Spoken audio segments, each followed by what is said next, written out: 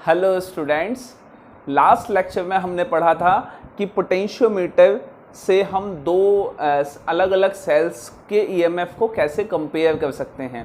आज हम पढ़ेंगे next application of potentiometer, that is to find the internal resistance of एक सेल। एक सेल का आपको इंटरनल रेजिस्टेंस कैलकुलेट करना है। तो देखिए इसमें हम करेंगे कैसे। हम दो चीज़ें करने वाले हैं इसमें। पहले तो हम क्या करेंगे, जो सेल हमने कनेक्ट किया है उस सेल का हम ईएमएफ मेज़र करेंगे, और सेकंड स्टेप में हम उस सेल का पोटेंशियल ड्रॉप मेज़र करेंगे।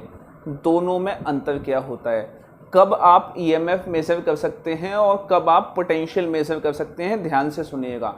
किसी भी सेल का ईएमएफ तब मेज़र होता है जब उसका इलेक्ट्रोड किसी भी एक्सटर्नल सर्किट से कनेक्ट नहीं होता, मतलब कि उसके इलेक्ट्रोड से बाहर कहीं करंट फ्लो नहीं हो रहा होता, वो ओपन सर्किट होता है। क्या समझ में आ गई बात? अगर नहीं आई तो एक बार ईएमएफ का कॉन्सेप्ट पढ़ लीजिएगा। दूसरी चीज़, अब बात आती है पोटेंशियल ड्रॉप को मेजर करने की। तो पोटेंशियल आप तब मेजर करते हैं एक सेल के थ्रू जब आप पोटेंशियल उस सेल से किसी एक्सटर्नल सर्किट को कनेक्ट करते हैं और उस एक्सटर्नल सर्किट में कोई रेजिस्टेंस लगा देते हैं।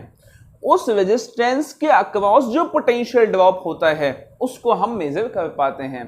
तो पोटेंशियल ड्रॉप तब मेजर किया जाता है, या मैं कहूँ पोटेंशियल ड्रॉप हमेशा किसी लोड के अक्रॉस मेजर किया जाता है, और लोड के अक्रॉस तो तभी मेजर होगा जब कोई करंट एक्सटर्नल सर्किट में फ्लो होगा।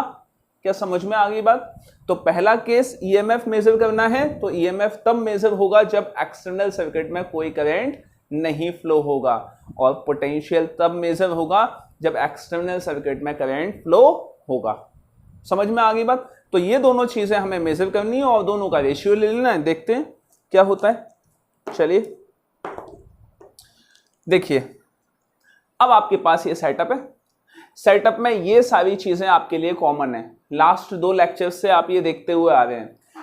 यहाँ पे ये आपका रियोस्टेट लगा है, ड्राइवर सेल लगा है, एमीटर लगा हुआ है, और ये कीवन लगा है। तो ये आपका जो है, ये आपका प्राइमरी सर्किट जो है ये आपका एज इट इज है। सेकेंडरी सर्किट में कुछ बदलाव आ गए हैं। सेकेंडरी सर्किट में जहां लास्ट वाले लेक्चर में दो सेल हुआ करते थे, यहां दो सेल ना होके हमने एक ही सेल लगाया है, क्योंकि आपको इंटरनल रेजिस्टेंस ही तो मेजर करना है। और उस सेल के पैरेलल में आपने एक रेजिस्टेंस बॉक्स लगा दिया है, और रेजिस्टेंस बॉक्स को कनेक्ट फिर उसके बाद कनेक्ट कर दिया है एक की से। ठीक है, इस की को हम क्लोज करेंगे, ओपन करेंगे, वो अलग अलग सिचुएशन होगी। ठीक है, तो सबसे पहला हम काम करेंगे क्या, कि हम इस सेल का ईएमएफ मेजर करेंगे। याद रखना, ईएमएफ का मतलब हुआ कि सेल से कहीं भी किसी भी डायरेक्शन में कोई करंट फ्लो नहीं हो रहा है। ठीक है, तो देखिए सबसे पहली कंडीशन क्या है, और अगर करंट फ्लो नहीं हो रहा है तो होना यह है कि इस की टू को हम क्या रखेंगे, ओपन। ठीक है, तो step 1, key 2 is open and key 1 is closed। ऐसा अगर आप करेंगे तो होगा क्या, कि ये जो है ये आपके पास से गायब हो जाएगा, सिर्फ ये सेल होगा, ये बैटरी होगी, करंट यहाँ पे आएगा। यहाँ आने के बाद करंट के पास तीन सिचुएशन होंगी। वो सिचुएशन क्या होंगी, या तो करंट इस रास्ते से जा सकता है या करंट इस रास्ते से जा सकता है। दोनों ही सिचुएशन में जब करंट इस रास्ते से जाएगा तो होगा ये कि सेल का जो करंट है वो भी फ्लो होगा। तो दोनों ही सिचुएशन में गैल्वेनोमीटर के थ्रू आपको करंट मिलने वाला है। थर्ड सिचुएशन ये है कि ये वाला जो पोटेंशियल है और यहाँ पे होने वाला पोटेंशियल ड्रॉप दोनों इक्वल हो जाएगा, तो गैल्वेनोमीटर से करंट फ्लो नहीं होगा। तो जिस पॉइंट पे इन दोनों का, इसका ईएमएफ और यहाँ पे होने वाला पोटेंशियल ड्रॉप इक्वल हो जाएगा, उस पॉइंट को हम बोलते हैं क्या, नल पॉइंट। हमने माना कि वो नल पॉइंट हमें किस लेंथ पे मिला, हमें L1 लेंथ पे वो नल पॉइंट मिल गया। तो हम फटाफट लिख लेते हैं, we found null point at L1।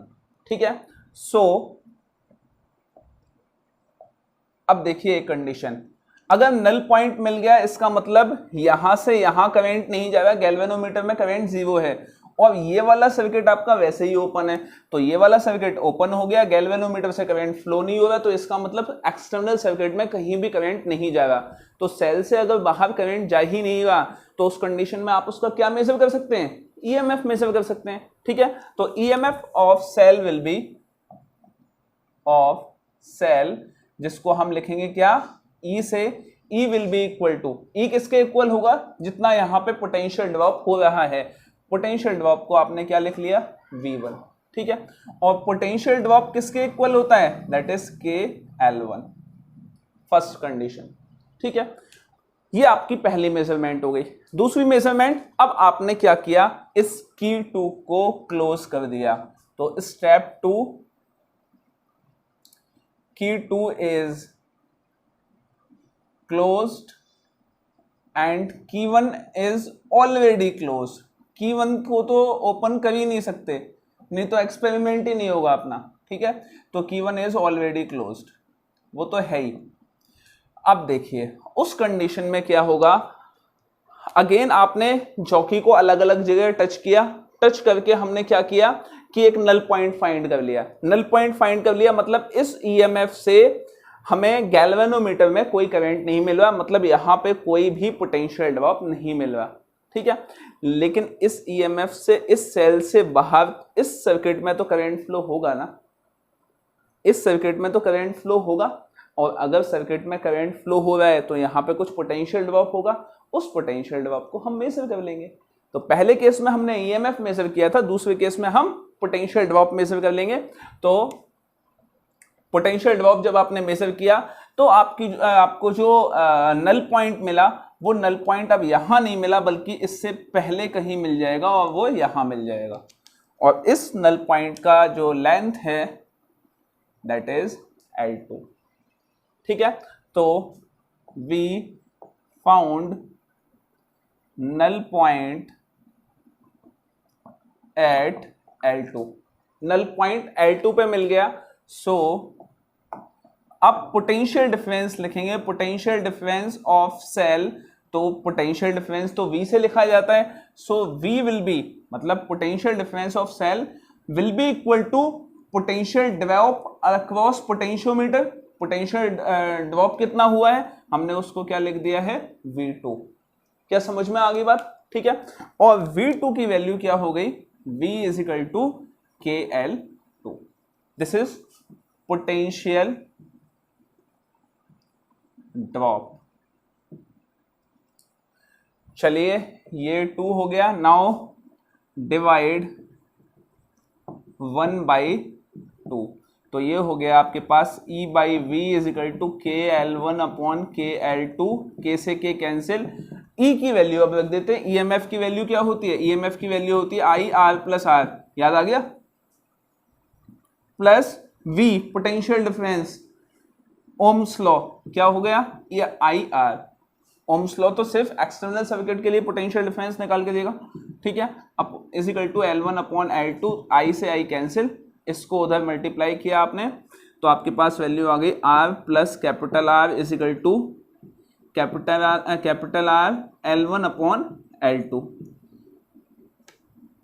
Is equal to, इस कैपिटल R को उधर लेके चले गए तो R is equal to capital R L1 minus capital R upon L2।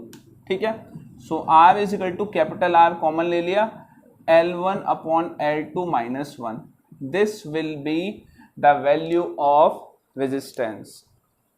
ये वैल्यू होगी इंटरनल रेजिस्टेंस की, और L2 जो है वो हमेशा आपको कम मिलती है, हमेशा L2 आपको कम मिलती है, याद रखना।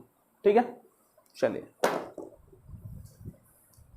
तो यहाँ पोटेंशियोमीटर कंप्लीट हो जाता है। पोटेंशियोमीटर हमने फर्स्ट लेक्चर, जो लेक्चर नंबर 15 है, 15 में हमने देख लिया कि पोटेंशियोमीटर क्या होता है। नेक्स्ट हमने देखा 16A पार्ट में कि फर्स्ट एप्लीकेशन कैसे काम करती है, जिसमें आपको सेल्स के ईएमएफ को कंपेयर करना है, और सेकंड अब है इंटरनल रेजिस्टेंस ऑफ सेल।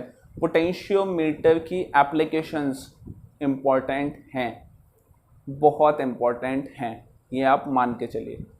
ठीक है।